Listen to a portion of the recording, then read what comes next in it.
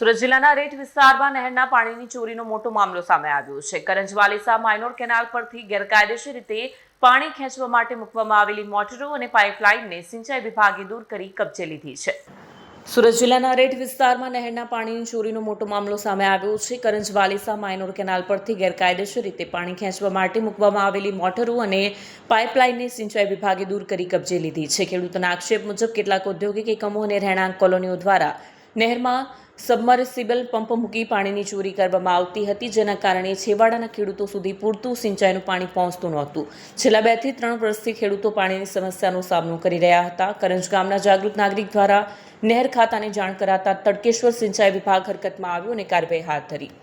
Rate નજીકની કરંજ-વાલીસા minor canal પર સિંચાઈ વિભાગે ખાસ ડ્રાઈવ હાથ ધરી ગેરકાયદેસર પાણી કનેક્શન કાપી નાખ્યા। વિભાગે સ્થળ પરથી આશરે 10 જેટલી સબમર્સિબલ પંપ મોટરો કબજે કરી છે, જેના કારણે નહેરના છેવાડે આવેલા ખેડૂતોને સિંચાઈ માટે પૂરતો જથ્થો મળતો નહોતો અને ખેતી પર ગંભીર અસર પડી હતી।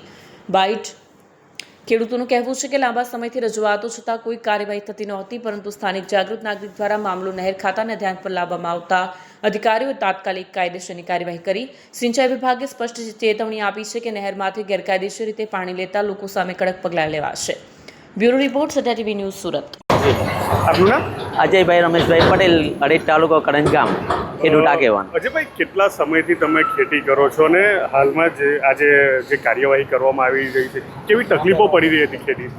અમે વર્ષોથી બાપ દાદા વખતથી જ ખેતી કરતા છીએ અને અમારે પાણીની સમસ્યા બહુ મોટી છે આ વિસ્તારમાં, ને પાછળ અત્યારે ઉનાળો ચાલે છે અને ખેડૂતોને પાસના નીચાણવાળા વિસ્તારમાં પાણીની ખૂબ મોટા પ્રમાણમાં તકલીફ રહી છે।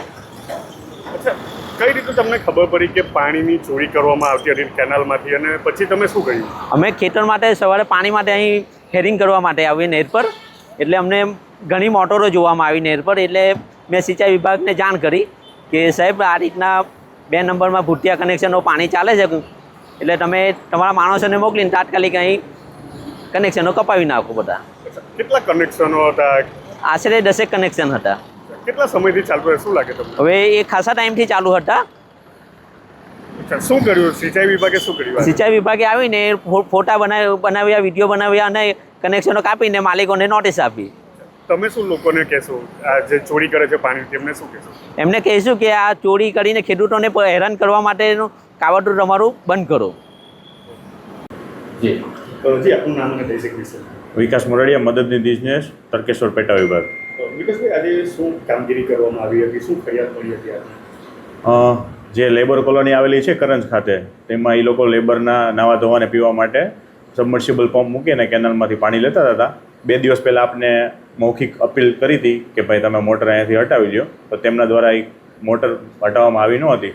જે આજ રોજ સવારે બધી લેબર કોલોનીમાંથી જે સબમર્સિબલ પંપ મૂકેલા હતા કેનાલમાંથી એ લઈ અને ઓફિસે જપ્ત કરી અને અપીલ કરવામાં આવે છે કે આવી રીતે તમે મોટર કેનાલમાં મૂકીને પાણી ન લો।